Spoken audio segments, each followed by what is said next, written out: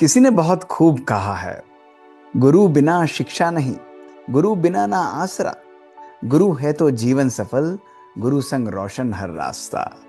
ओम शांति दोस्तों, नमस्कार। दोस्तों, एक बहुत मजेदार चलबुली कहानी आज आपके सामने लेकर आया हूँ। दोस्तों, ये कहानी हमारे पुराने गुरुकुल के समय की है। बहुत समय पुरानी बात है। दो छात्र थे और उनके गुरु बहुत महान थे, बहुत ज्ञानी थे, बहुत धैर्यवत थे। जीवन के अंदर संयम था। उन्होंने अपने दोनों छात्रों को बहुत अच्छी तरह शिक्षित किया, उनको संपूर्ण ज्ञान दिया। और जब समय प्रॉपर हुआ तो उन्होंने कहा, अब तुम्हारा वापस लौटने का समय है। लेकिन दोस्तों, वो दोनों जो छात्र थे, उनके अंदर जितना ही ज्ञान था उतना ही कहीं ना कहीं अभिमान भी आ गया था। और ये बात गुरु को पसंद नहीं आती थी।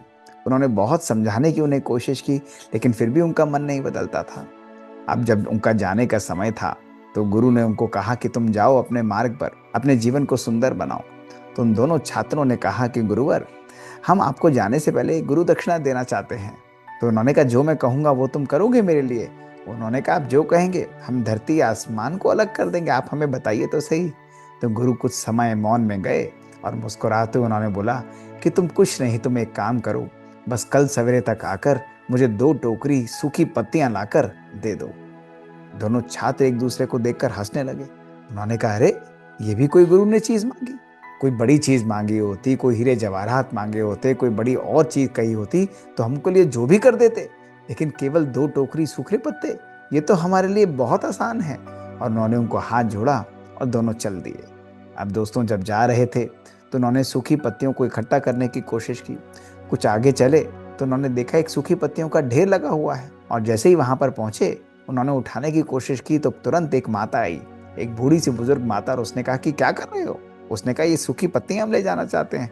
उन्होंने कहा, अरे नहीं नहीं, ये सूखी पत्तियां तो हमारे लिए बहुत काम की हैं, इसको बिल्कुल नहीं ले जाना तुम्हें।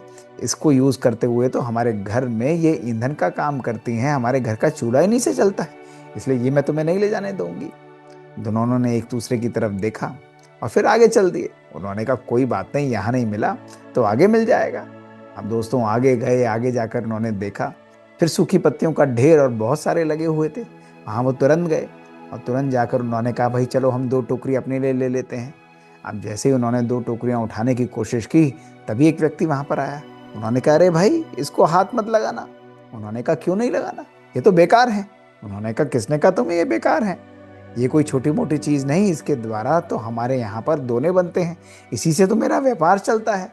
इनको बिल्कुल मत करना, इसलिए तुम्हें चाहिए तो आगे जाकर बटोरो। अब दोस्तों, फिर वह निराश होकर आगे चल दिए। जंगल के पास पहुंचे, वहां पर सूखी पत्तियों का ढेर लगा हुआ था। बड़ी सुंदर सुंदर सी पत्तियां थी, लेकिन सूख गई थी। उन्होंने उठाने की कोशिश की, तभी वहां पर एक बूढ़ा सा व्यक्ति आया। हाथ में उसके पास एक प्याला था, उसमें कुछ पीस रहा था। उसने कहा, भाई इसको हाथ मत लगाना, ये तो मेरा ही सामान है, मेरा ही घर है।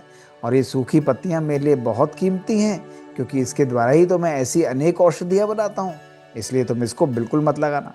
दोस्तों, वो दोनों पूरे दिन घूमते रहे, निराश रहे, और अल्टीमेटली उनको पूरे दिन में 2 बोरियों की बात छोड़िए, 1 बोरी भी सूखी पत्ती नहीं मिली।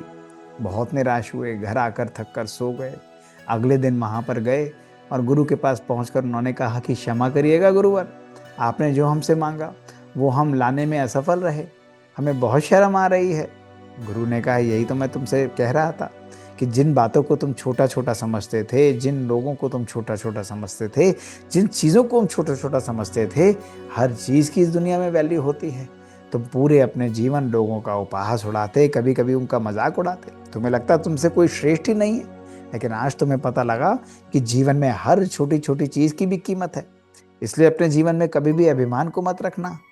उन्होंने कहा कि गुरुवर, हम आपको क्या दें?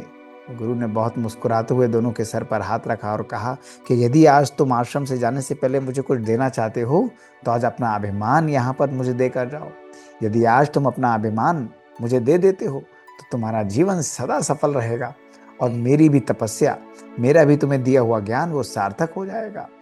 वो व्यक्ति जिसके अंदर अभिमान है, उसको छोटी छोटी बातों पर अपमान महसूस होता है, और वो व्यक्ति जिसके जीवन में अभिमान है, उसके संबंध कभी श्रेष्ठ नहीं होते। अभिमान का जीवन में होना वो ज्ञान को नष्ट करने की तरफ ले जाता है, वो मनुष्य को पतन की तरफ ले जाता है। इसलिए आज मैं तुमसे केवल एक चीज का दान मांगता हूं, और वो दान है तुम्हारे अभिमान का। दोनों शिष्यों की आंखों में अश्रुधारा थी।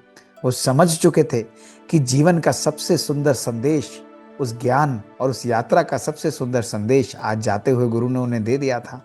और उन्होंने नमन करते हुए, प्रण करते हुए गुरु को कहा कि गुरुवर, आज के बाद कुछ भी हो जाए, हम हर एक व्यक्ति हर चीज़ को जीवन में महत्व देंगे और कभी भी अपने अभिमान को अपने जीवन में, व्यवहार में आगे नहीं आने देंगे। आज से हम अपना अभिमान आपके चरणों में समर्पित करते हैं। और दोस्तों, नम्रता का गुण धारण करते हुए, विनम्र रहते हुए उन दोनों ने अपने जीवन को आगे यापन करना आरंभ किया। दोस्तों, ये कहानी केवल उन दो शिष्यों की नहीं, ये हमारे संपूर्ण जीवन, हमारे अपने जीवन की कहानी है। आज हमारे जीवन में भी छोटी छोटी बातों को अपने जीवन में अभिमान के आगे लाना, हमारा अभिमान हमारे जीवन के अंदर हमारे संबंधों को खराब करता है। आज व्यक्तियों को और लोगों को सम्मान ना देना, छोटी छोटी चीज़ों को नकारना, वो कहीं ना कहीं हमारे जीवन में अभिमान लेकर आता है। और दोस्तों, यही अभिमान हमारे जीवन से हमारी खुशी को छीन लेता है। आज मैं आपसे केवल एक बात कहूँगा कि केवल कुछ दिनों के लिए ये अभ्यास करें कि मैं अपने अभिमान को नष्ट करके, अपने अहम को समाप्त करके हर व्यक्ति को सम्मान देता हूँ। और दोस्तों, जब हम दूसरों को सम्मान देते हैं तो स्वतः ही हम सम्मान के भागी बन जाते हैं, प्रेम के भागी बन जाते हैं और जीवन में सुख और शांति आते चला जाता है। दोस्तों, कैसी लगी ये कहानी आपको? ये छोटी छोटी बातें हमारे जीवन को परिवर्तित कर देती हैं और हमारा इन कहानियों को लेकर आना, उसका लक्ष्य केवल एक है कि हमारा जीवन भी फूलों जैसा महके। और यदि आपको ये बातें पसंद आती हैं तो ज़रूर हमको लिख कर भेजिए दोस्तों। हमारा ईमेल है bkmohitgupta@gmail.com। हमें इंतज़ार रहेगा दोस्तों आपसे सुनने के लिए। शुक्रिया। ओम शांति।